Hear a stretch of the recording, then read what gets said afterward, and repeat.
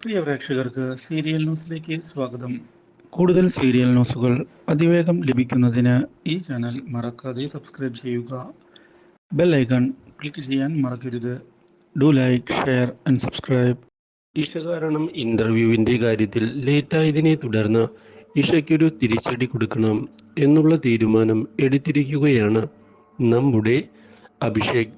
പക്ഷേ ഇതേ തുടർന്നാണ് അഭിഷേക് ഇപ്പോൾ ഇഷയുമായി അടുപ്പത്തിലാണ് എന്നുള്ള കാര്യം നമ്മുടെ ദേവബാല അറിയാൻ ഇടയാകുന്നത്.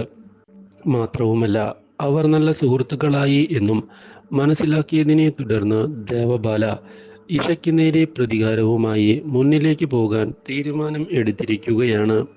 അഭിഷേകിന്റെ ജീവിതത്തിൽ ഇഷയ്ക്ക് സ്ഥാനമില്ല എന്നും തനിക്കാണ് സ്ഥാനമെന്നും ഉറപ്പിക്കുന്ന ദേവബാല അതുകൊണ്ട് തന്നെ എത്രയും പെട്ടെന്ന് തന്നെ ഇഷയെ അഭിഷേകിന്റെ ജീവിതത്തിൽ നിന്ന് പുറത്താക്കണമെന്നുള്ള തീരുമാനവുമായി ഇഷയെ കാണുന്നതിനായി എത്തുന്നു. ഇതേ തുടർന്ന് അഭിഷേകുമായുള്ള കൂട്ടുകെട്ട് ഒഴിവാക്കണം എന്നുള്ള നിർദ്ദേശം നൽകിയിരിക്കുകയാണ് ദേവബാല.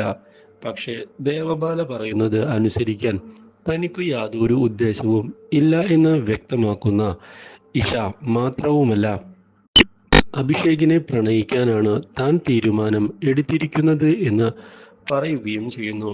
അപ്രതീക്ഷിതമായ ഈ കാര്യം നമ്മുടെ ദേവബാലയെ ഞെട്ടിച്ചതിനെ തുടർന്ന് പ്രതികാരവുമായി ദേവബാല ഇഷയുടെ മുന്നിലേക്ക് എത്തുന്നു.